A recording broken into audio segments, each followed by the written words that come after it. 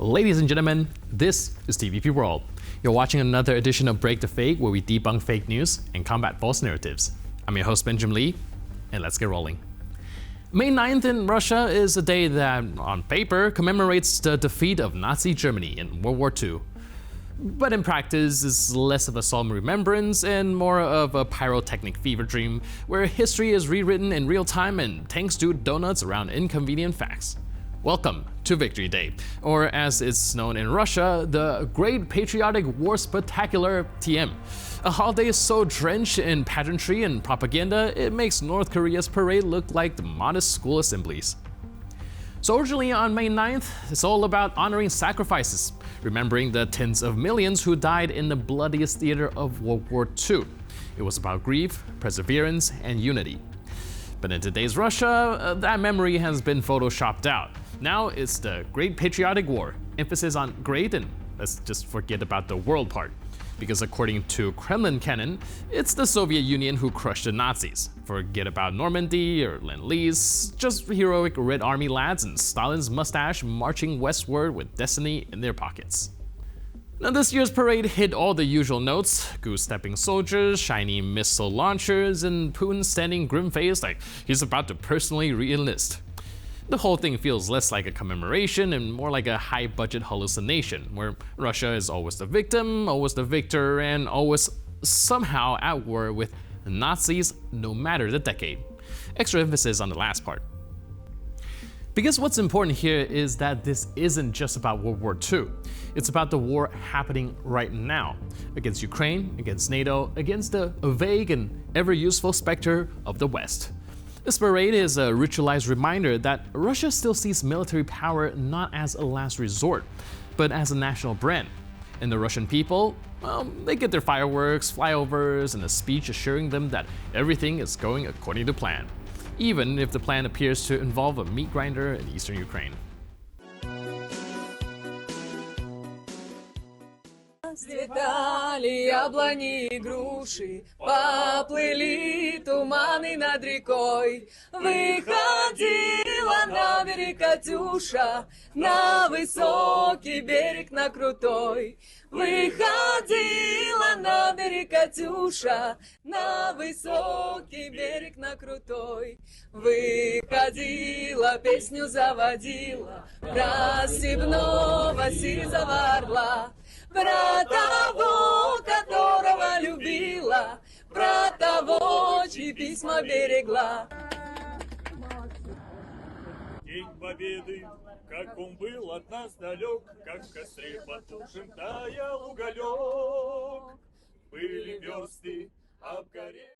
Now let's take a closer look at Serbian President Aleksandar Vučić's trip to Moscow. European countries made it crystal clear.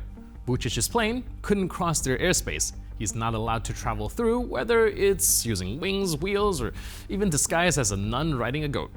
But loyalty knows no limits. Vučić made a stop in Baku, gassed up the jet, and brought extra canisters just in case, because when Moscow calls, you don't ask why, you show up on time. Eventually, he landed in the capital of Z domination, dodging Ukrainian drones for hours in Baku, and then appeared in Red Square. Vučić expressed pride in being the president of Serbia, declaring his faith in Serbia's anti-fascist legacy and its independence. Quote, "If I hadn't come," he said in so many words, "they'd call me a traitor, but since I did, they'll say I abandoned Europe." A lose-lose, he claimed, spun into a win by way of perseverance. Somehow being trapped between Putin's parade and Brussels' blacklist became an act of misunderstood patriotism. Meanwhile, Slovakian Prime Minister Robert Fico, Vučić's would-be travel buddy, wasn't so lucky. He tried to hitch a ride to the same parade, but got his airspace access denied by Estonia. He grumbled from home, frustrated that Vučić pulled off the great route while he was left grounded. Now let's listen to what Vučić had to say from the Red Square. I nikada ne smemo da dopustimo reviziju te istorije. Također imamo mnogo interesa ovde, mnogo toga što moramo da uradimo za građane Srbije. A želim, pre svega, znajući da u Srbiji šta god uradio, uvek sam kriv. Da nisam došao, rekli bi da sam izdao Srbiju. Kada dođem, reći će da smo napustili evropski put. I ništa od toga nije tačno. Ali onom ljudima koji su uvek pokazivali ljubav, koji su verni svojoj otadžbini i koji pokazuju poštovanje prema mom radu, hoću kažem jedno veliko hvala. I ovde u Moskvi, kao i na svakom drugom mjestu u svetu, borit ću se za našu Srbiju. Živjela Srbija. Vladimir Putin declared a 3-day ceasefire from May 8th to May 10th to honor Victory Day. But don't be naive, this isn't a genuine gesture. It's a performative ceasefire, a pause for the cameras. For 3 days, Russian forces are supposedly halting what they've done daily for over 3 years, bombing, invading, and gaslighting the international community. The last time Putin offered a ceasefire was during Orthodox Easter. That sacred truce was violated over 3,000 times. So if you think this one signals a change of heart, think again. This isn't about peace, it's already been violated. Today, in the morning of May 8th, a glide bomb struck the Sumy region, bringing down a residential building. So let's call this what it really is. Not a ceasefire, but a stage coup. Not a pause for peace, but a break for branding. And if you think there's any genuine intention behind it, then the disinformation is working. With civilians still under fire, there is no mistaking the real purpose behind the so-called ceasefires. В качестве еще одного шага навстречу миру президент Путин объявил перемирие с 0 часов с 7 на 8 мая до 0 часов с 10 на 11 мая. Рассчитываем на то, что украинская сторона последует нашему примеру. Да хай то разбирай, вона вже там хай, не надо там нічого. Хай то розкопує. Ото вершок, симай. Да. Все, вона вже должна дихати даже так. Вона спала, походу, не живая. Бабушка, ви живі? Жива. Що у вас болить? Та придавлена, то нічого. І все, тільки рука болить. Ми до вас ліземо. Да нормально. Зараз ми вас достанемо, не переживайте. Чуть осталось. Ти сильно закріпився.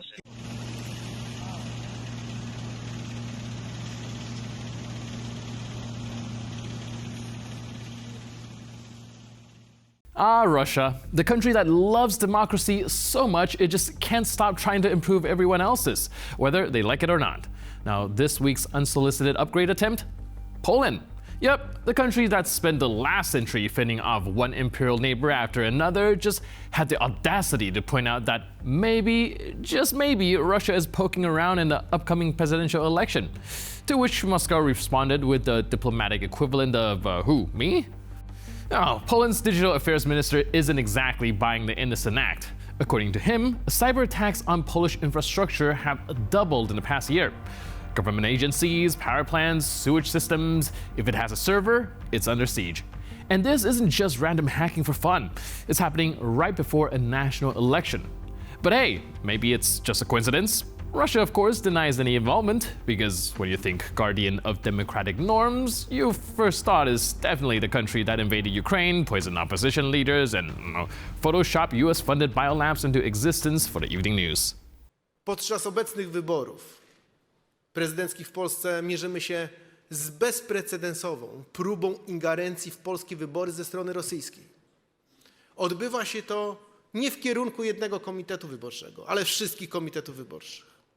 Odbywa się to na polach łączenia ataku na polską infosferę, czyli siania dezinformacji, w połączeniu z atakami hybrydowymi na polską infrastrukturę krytyczną w celu sparaliżowania.